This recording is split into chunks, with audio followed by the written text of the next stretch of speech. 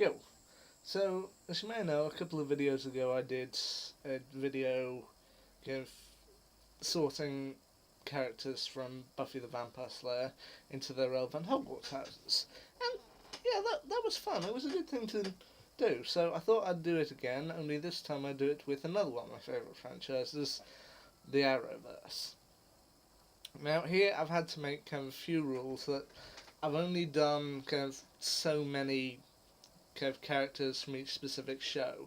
I only done about three characters from Arrow, about four or actually about six characters from the Flash, thereabouts, and only about three characters from Legends. I haven't touched Supergirl because yeah, I want to keep this fairly contained, but I might do Supergirl at a later time. But let's start off with Arrow. Now, the main one, of course, is Oliver Queen, the Green Arrow.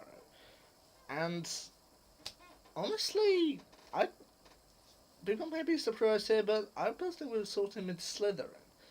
I mean, and it's not just because he's the Green Arrow.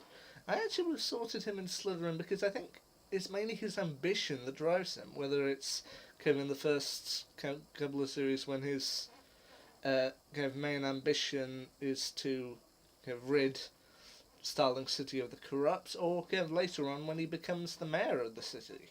So yeah, I mean, when I posted this question kind of on social media, other people thought they thought it was more Gryffindor because of his bravery. I personally would say a bit more Slytherin, but for the time being, let's say Slitherdor. Okay, part Slytherin, part Gryffindor.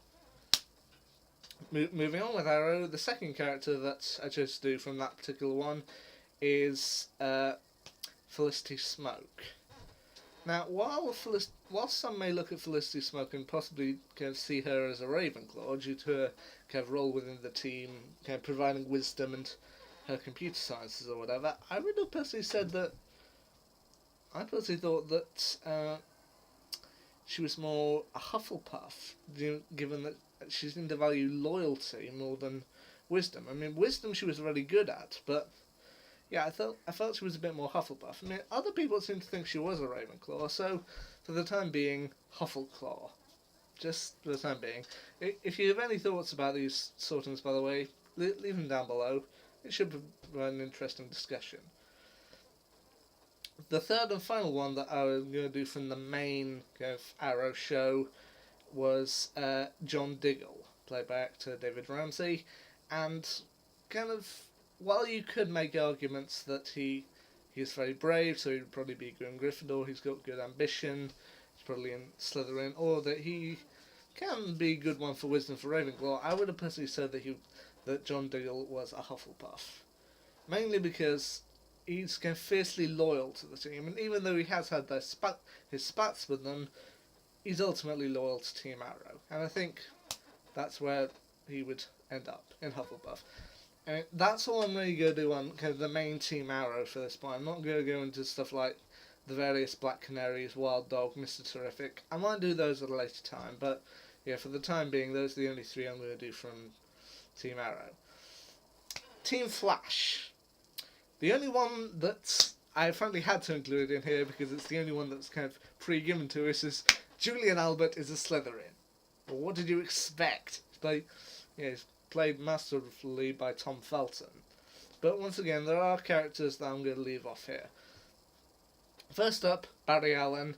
He's the Scarlet Speedster and he ends up in Gryffindor.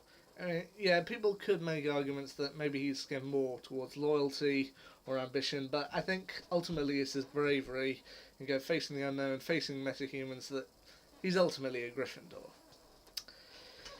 Next one up on the list was Cisco Ramon, i.e. Vibe. Now, once again, I think you could make arguments for every other house, i.e. he's brave, he's got good ambition, and he is quite loyal to Team Flash, but I would have personally said that mostly it's his wisdom that always helps win the day, even if it's kind of wisdom in kind of pop culture references. So I would have personally said he was a Ravenclaw. Caitlin Snow, or as otherwise known, Killer Frost. This was one of the ones I was split on. I thought, yeah, so I would have said she was a either a Raverin or a Slitherclaw. I mean, okay, for most of the time, as Caitlin Snow, I feel she is mostly a Ravenclaw. She does kind of rely quite a bit on her wisdom, and it's the thing she values.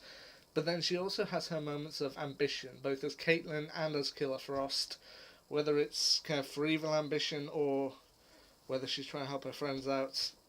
Yeah, she does have ambition on that point. So, yeah, for the time being, she's a Slitherclaw. Yeah, other ones that I considered from Team Flash included Harrison Wells from Earth 2, who I would personally say is a Ravenclaw. I can't really judge the other Harrison Wells too well. I mean, I think there would probably be a Slytherin being the one from Earth 1 and a Hufflepuff being the HR version. But yeah, for the kind of main body of the show, the one that they usually look to is the one from Earth 2, and I would have personally said he was a Ravenclaw. Does have hints of Slytherin, but yeah, I'd say he's a Ravenclaw. The other two that I had from Team Flash were Iris West and her father Joe West. And I think they're kind of reverses of each other. Joe West, I felt he mainly valued bravery, but he also had a sense of loyalty. So I thought he was kind of a Griffin puff. Whereas his daughter Iris, played quite masterfully by Candace Patton. I have spoken about her before in other videos, but I actually thought she would be more of a kind of Huffledore. She seems to value loyalty with also a sense of bravery. He values bravery with a sense of loyalty. She values loyalty with a sense of bravery. So, yeah, I feel Joe is a Griffin puff, while Iris is a Huffledore. Yeah. But, there we go. That's all I'm going to do for Team Flash. I mean, yeah, as I said, I'm not doing one such as kind of Ralph Dibny. I've already kind of given a joking one of Julian Albert, but, yeah. For the time being, that's all from Team Flash. And the final one I'm going to do is Team Legends. And once again, I'm only doing 3 from Team Legends, so I might do another one later with ones such as Citizen Steel, Vixen, or Isis. But yeah, the 3 that I chose to do from Team Legends were Sarah Lance, Ray Palmer, and Mick Rory, as they are, I think, the 3 who have kind of stuck around the most. Sarah Lance, I eventually decided that she would technically be either a Gryffindor or a Slytherin. Her ambition can often cloud her bravery, but then her bravery can also kind of help her ambition. So I do feel, yeah. In fact, all 3 of them are split.